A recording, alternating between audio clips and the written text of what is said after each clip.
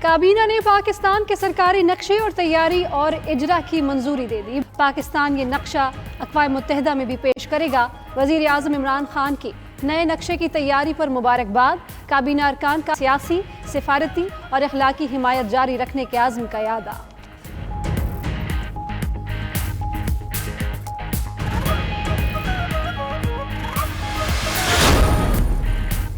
वफाकी काबीना का तमाम पाकिस्तानियों का टैक्स रिकॉर्ड पोर्टल पर डालने का फैसला। काबीना इजलास में FBR हुकाम की ब्रीफिंग। वज़ीर आज़म ने FBR हुकाम को फौरी तौर पर पोर्टल बनाने का हुक्म दे दिया। इजलास में सीमा कामिल को डिप्टी गवर्नर स्टेट बैंक बनाने की भी मंजूरी। काबीना ने कुरंगी फिशरीज हार्बर अथॉरिटी के बोर्ड की तश्कील 9। USF कंपनी के CEO की तैनाती की भी मंजूरी दे दी।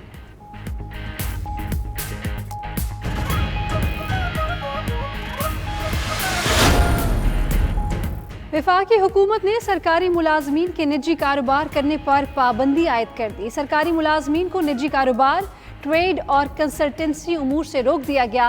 खिलाफ वर्जी पर कार्रवाई होगी। एस्टेब्लिशमेंट डिवीजन ने हिदायत जारी कर दी। सरकारी मुलाजमीन के मीडिया पर इजहार ख्याल पर भी पाबंदी लगाई जा चुकी है। Army chief general Qamar Javed Bajwa का कोर हेडक्वार्टर्स लाहौर का दौरा। पाक फौज के हाजिर सर्विस और रिटायर्ड अफसरान की मुलाकात। आर्मी चीफ का खित्ते में सिक्योरिटी सूरत हाल और अमन व इस्तेहकाम के अवाम तक असरात पहुँचाने पर तबादला ख्याल। ISPR के मुताबिक जनरल कमर बाजवा ने मुल्क को दरपेश चैलेंजेस के साथ आगे बढ़ने के मौके पर बात की।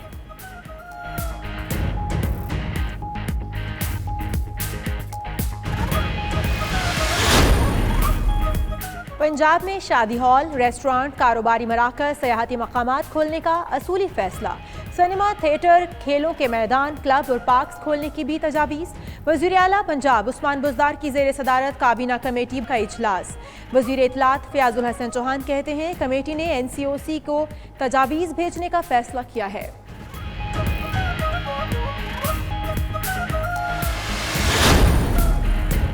लाइसेंस वाले पायलट्स के खिलाफ FIA का घेरा तंग। लाइसेंस में मुलव्वस CAA अफसरों के खिलाफ तहकीकात शुरू।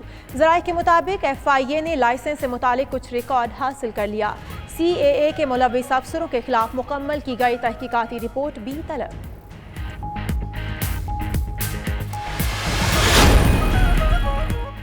CPAC के तहत हर ब्लॉक 2 में 330 मेगावाट पावर प्लांट पर तेज तर पेशरफ। Chairman CPAC authority Asim Bajwa के मुताबिक हाल ही में जारी करदा थल नोवा हब को पावर प्लांट पर $50 करोड़ सरमायाकारी की जा रही है। मंसूबे से मकामी सतह पर 305 अफराद को रोजगार मैसर आ चुका। मंसूबे का फाइनेंशियल क्लोज सितंबर में मुतवक्के है।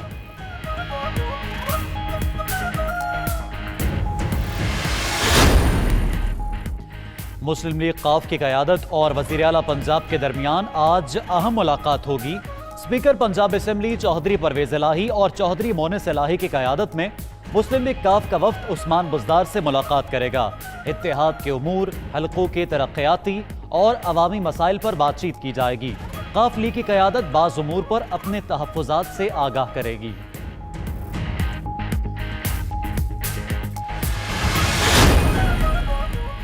PTI MN ने अली खान जदून नैब ने तहकीकात शुरू कर दी। चेयरमैन कायमा कमेटी बराए IT अली जदून के असासों का रिकॉर्ड तलब। डिप्टी कमिश्नर एबटाबाद से अली जदून के अहले खाना के असासों का रिकॉर्ड भी मांग लिया।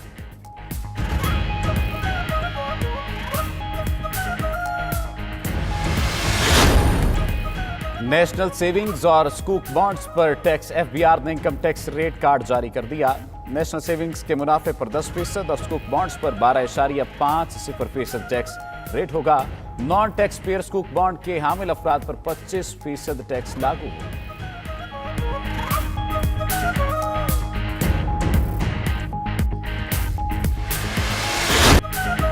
और अमेरिका के एली ओल्सन और पैगी एलम्स ने WSL सर्फिंग का सबसे बड़ा पेडल अवार्ड जीत लिया। ओल्सन ने हवाई अमेरिका के बहरे ऑक्यानोस के समंदर में 50 फीट और पैगी ने 36 फीट की समुद्री लहर पर सर्फिंग करके अवार्ड अपने नाम किया।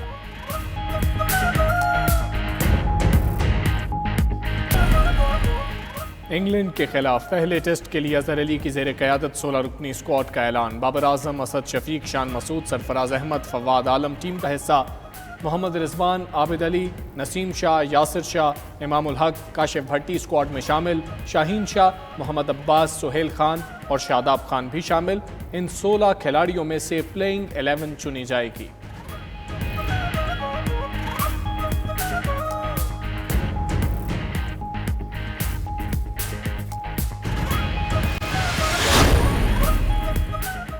और बरतानवी शहजादा हैरी की अहलिया और लेडी डियाना की बहू मेगन मार्कल 39 बरस की हो गई। लॉस एंजल्स में पैदा होने वाली मेगन मार्कल अदाकारी, फैशन और खवातीन के हकूक़ के हवाले से मारूफ हैं। 19 मई 2018 को शहजादा हैरी के साथ शादी की।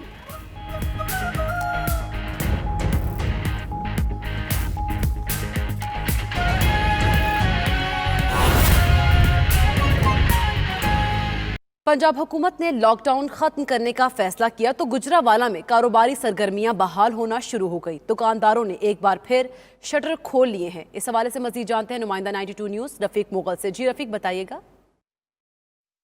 जी बिल्कुल, ईद उल अज़हा से पहले सूबाई हुकूमत की जानिब से 9 रोज़ा लॉकडाउन का फैसला किया गया था, जिसकी वजह से आम और छोटा दुकानदार जो है वो पिसके रह गया था। लेकिन अब 9 रोज़ से पहले ही सूबाई हुकूमत की जानिब से वो फैसला जो है वापस ले लिया गया और लॉकडाउन जो है मुकम्मल तौर पर उठा लिया गया है। इसके बाद दुकानदार जो हैं वो बड़े खुश नज़र आ रहे हैं। उनका कहना है कि सूबाई हुकूमत का ये फैसला जो है ये अच्छा फैसला है, उनको सराहा जा रहा है। उनका कहना था कि ईद से पहले भी लॉकडाउन नहीं होना चाहिए था, उसकी वजह से आम और छोटा दुकानदार जो है वो पिसके रह गया है। ईद का सीज़न था, वो नहीं लगा सके। उस सीज़न, ईद के सीज़न के साथ ही उन्होंने अपनी कारोबारी सरगर्मियाँ जो हैं वो बहाल रखनी होती हैं, लेकिन तमाम कारोबारी मराकिज़ जो हैं वो बंद कर दिए गए थे। इसके बावजूद दुकानदार जो हैं वो खुश नज़र आ रहे हैं कि सूबाई हुकूमत ने लॉकडाउन जो है उठा लिया गया है। गुजरावाला की मार्केटें जो हैं वो खुलना शुरू हो चुकी हैं। जूतों वाला बाजार खुला है, क्लॉथ मार्केट जो है वो भी खुल चुकी है और ग्राहक जो है उनकी भी आमदोरफ्त का सिलसिला शुरू हो चुका है। जब शहरियों को पता चला है कि लॉकडाउन खत्म कर दिया गया, मार्केटें खुल गई हैं,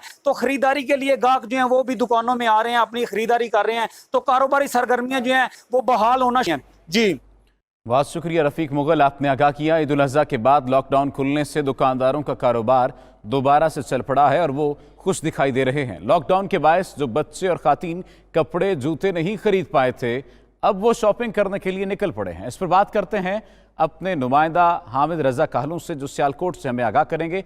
हामिद, कहिएगा कौन कौन से बाजार खुले हैं और कौन से औकात मुकर्रर किए गए हैं इन बाजारों के लिए? जी, वो तमाम बाजार खोल दिए गए हैं जिनको लॉकडाउन के बायस बंद कर दिया गया था। अंजुमन ताजरान की जानिब से एहतजाज भी किया गया था, मुजाहमत भी सामने आई थी। दुकानदार जो है वो सीना को भी करते नजर आए थे। दूसरी जानिब पंजाब पुलिस, उसके बाद फौज ये अमल दरामद करवाती भी नजर आई। लेकिन अब तमाम वो बाजार जिनको बंद कर दिया गया था SOP के तहत दोबारा उनको खोलने की इजाजत दे दी गई और यहाँ पर तमाम बाजार वो खोल दिए गए।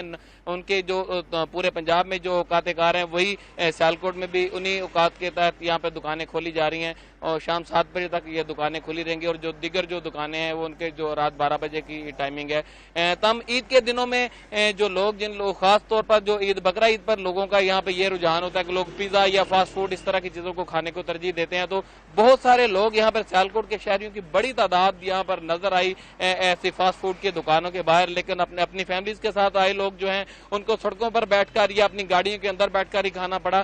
तम लॉकडाउन खुलने के बाद अब अगर दिगर मार्केटों की बात करें तो सबसे जो ज्यादा खुशी है खवातीन और बच्चों को वो गारमेंट्स और कॉस्मेटिक्स की दुकानें खुलने पर हुई है और कॉस्मेटिक्स की दुकानों पर भी जो ग्राहकों का रश है वो खवातीन का बढ़ गया है। खवातीन से हमारी बात हुई है तो उनका ये कहना है कि ईद पे हम शॉपिंग नहीं कर पाई थी तो अपने शोहरों को हम किसी भी सूरत पर माफ नहीं करेंगे। तो उनसे उन्होंने अपने जो तमाम जो खर्चे थे जो ले लिए, अपना जेब खर्च जो लेना था, जो शॉपिंग के लिए जो पैसे लेने थे वो लेके अब दोबारा से वो निकल पड़ी है। इसी तरह जो बच्चे हैं वो भी अपने दोबारा से शॉपिंग के लिए निकल पड़ी हैं। हामिद कालू सियालकोट से आगाह कर रहे थे, आपका शुक्रिया। फैसलाबाद में सरकारी दफातर खुले आज दूसरा रोज है, तहां मुलाजमीन का दिल शायद अभी तक काम पर वापस आने को आमादा नहीं है। दफातर में हाजिरी मामूल से कम है, जबकि दूसरी जानिब परदेसियों की वापसी का सिलसिला भी जारी है। इसी पर मजीद बात करते हैं अपनी नुमाइंदा शहनाज महमूद से। शहनाज महमूद, क्या तनासुब रहा मुलाजमीन की हाजिरी का? जी बिल्कुल, बड़ी ईद की बड़ी छुट्टियां तो नहीं थी, लेकिन बड़ी मौजें खत्म हो गई हैं। आज फैसलाबाद में भी काम का दूसरा रोज है, लेकिन सरकारी दफातर का हाल मुलाहिजा कीजिए कि यहाँ पे अभी भी हाजिरी मामूल पे नहीं आ सकी। यानी फैसलाबाद के सरकारी दफातरों में अभी भी ईद का सा समा